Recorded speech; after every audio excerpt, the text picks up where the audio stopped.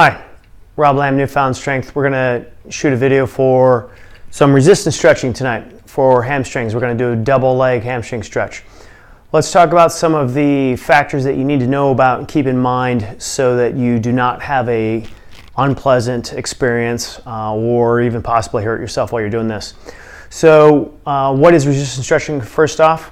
Well, we need to contract the muscle. So in this case, contract my bicep, pull that in, and then we're going to be resisting another body part, or maybe you'll use an external item like a doorway to pull out and stretch out the muscle that you contracted. So these muscle fibers, we were bringing them together, shortening them, and then we're going to, while resisting, lengthen those muscle fibers out. And this is the world's single most effective way to stretch out the body completely safely. It hands down beats any other system. So we're going to talk about the factors, the speed at which you move. It always basically needs to be slow. When you have done it for a long time and you know what you're doing and your muscles are conditioned, you can speed up a little bit. And when someone else is stretching you, it can be done faster than a slow pace if the person is conditioned.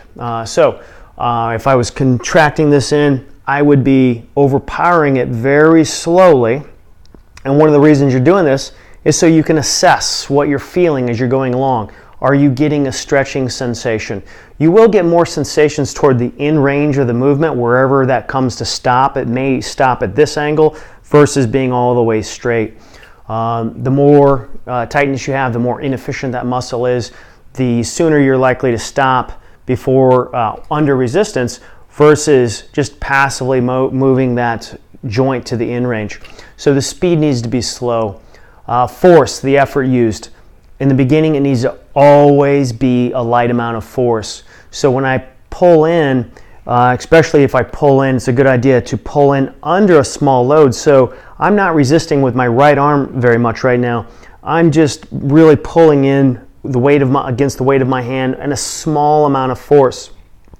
So I'm not contracting very hard, and when I push out, I'm still contracting with the same amount of force, and I've only increased with my right arm a slight amount to overpower that. Notice that when I pull in, the transition from pulling in to the beginning of the stretch was a smooth transition, nothing quick and fast. And we want to use a light amount of force so again we can assess what we're feeling and we can feel a stretch sensation happening, and you'll get more at the end. But at the beginning range is when the muscle fibers are the closest. So potentially you are always going to have more stretch at the beginning of the movement than at the very end, even though you'll get more sensations out there. Stretching is about getting results and feeling better, not about sensations. However, we're kind of programmed to wanting to get a sensation. So try to understand that and get over that. So we've got the speed, we've got the force/effort, distance. So I've already kind of alluded to that a few times. The more inefficient a muscle is, the worse off your joint is, which is mostly going to be due to the inefficiency of that muscle to allow it to extend out.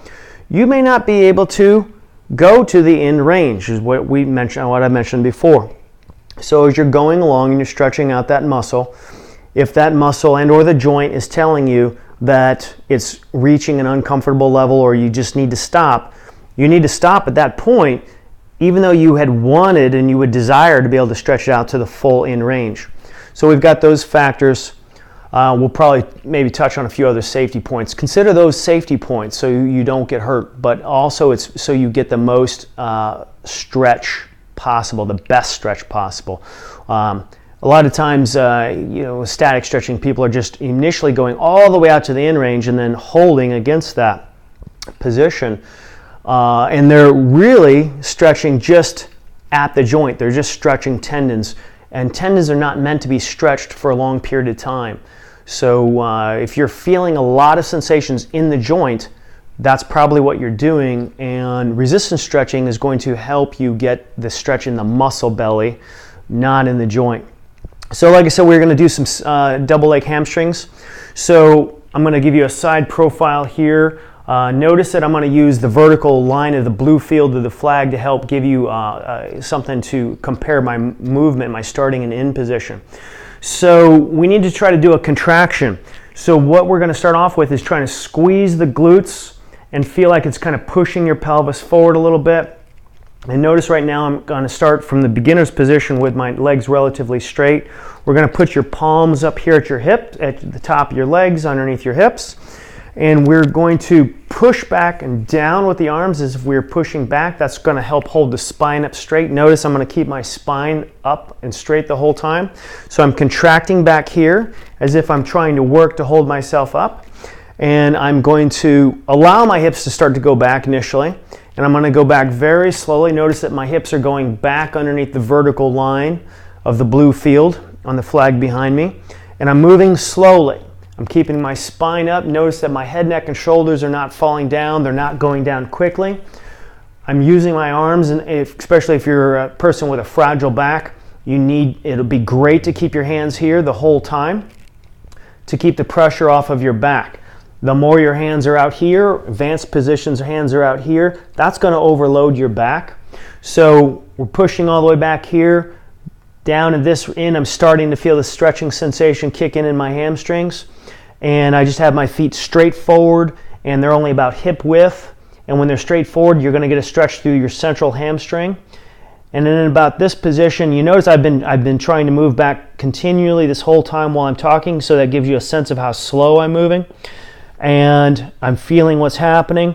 Whenever you get to whatever the end range is, you need to bend your knees deeply, drop your hips, drop your weight, take the pressure off of your back, and come back up. So realize that when we got to this end position, that was the end of the ability of those hamstrings to stretch out any further. That's putting pressure through the whole system. The system goes up to your lower back. If you were to try to stand at this point, again, as I said, you're at the end range of the efficiency of these muscles. If you're not trained on how to do this deadlift movement very well, and if you're a bad back person, you're probably going to initiate the movement in your back, and then that's going to stress your back. So we're going to bend your knees and come out of there. So that was the beginner's position. More advanced position would be to bring the arms up anywhere up here to start putting more weight further away from the hamstrings. Very advanced position would be to use the arms all the way up above us, and that's going to give you more weight working against those hamstrings from the very beginning. And we would be dropping down. Now, if you were using this position and at a certain point your back said, hey, that pressure is getting to be too much against your back, at that moment you would drop them back here, maybe put them all the way back into here until you got down past the point where your back said, hey, that was a little bit too much. And then you might, if you've done this several times and you've learned what you can handle, you might move your arms back out there. Again, when you get to the very end position, you'll bend your knees sharply, drop your hips down, and if you need to, you'll put your hands back here to support your back and push off and come up slowly and safely. So we ran through the beginning position, showed you that lifting the arms up.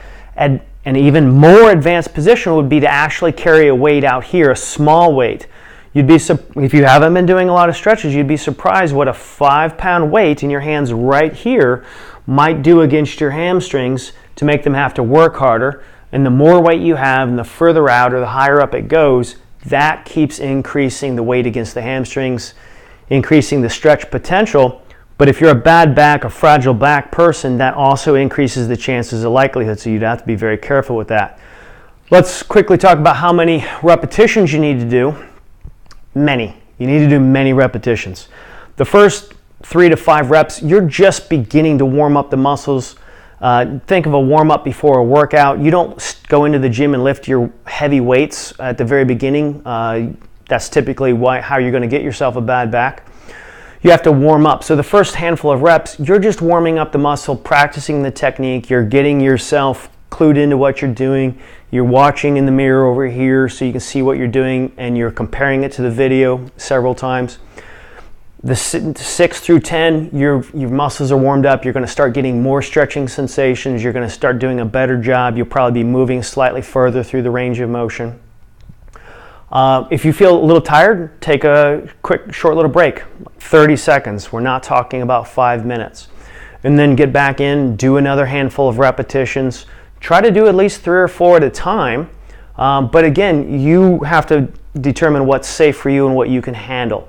So many repetitions, and if you can get through 30 to 40 in a short period of time, you're going to notice a very distinct difference in how those muscles feel.